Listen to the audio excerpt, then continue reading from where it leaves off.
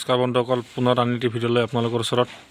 এয়া মোৰ farm lifting হৈ যোৱা আজি প্ৰায় 3 দিনমান হ'ল। এতিয়া এয়া ফাৰ্ম চাফা কৰি থকা হৈছে। এয়া আমাৰ ৰোহিত আৰু তীৰ্থই পুৰা লাগি আছে কামত। ৰোহিত, কেইদিন লাগিব আৰু? লাহে লাহে কৰি আছে ইহঁতে, যিহেতু এইবাৰ কেইদিনমান ৰেষ্ট ল'ম। তো এয়া আধা আধি প্ৰায় কাম হৈ গৈছে।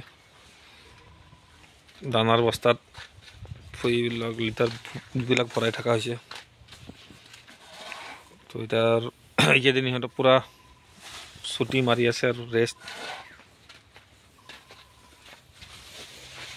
এতিয়া এইটো ৰুম বাকী আছে, বাকী সেইফালৰ থকা ৰুমটো প্ৰায় হৈ গ'ল ভৰোৱা। ভুচিবোৰ ভৰাই এইবোৰ ভালকৈ সাৰি তাৰপিছত চূণ মাৰিব লাগিব। তো বহুত দিন ধৰি ভিডিঅ' দিয়া নাই, আজি কি কৰি আছোঁ তাকে লৈ এটা সৰু ভিডিঅ' দিলোঁ। এইবোৰ বঢ়িয়া সাৰ হয়, এইবোৰ পথাৰত দিয়া হ'ব।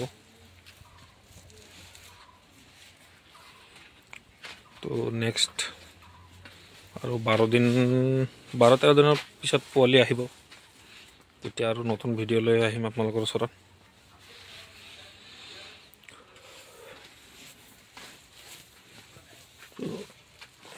এইটো বেষ্টৰ এইটো এটা মুৰ্গী থাকি গৈছে, ক'লা ৰঙৰ ব্ৰইলাৰ।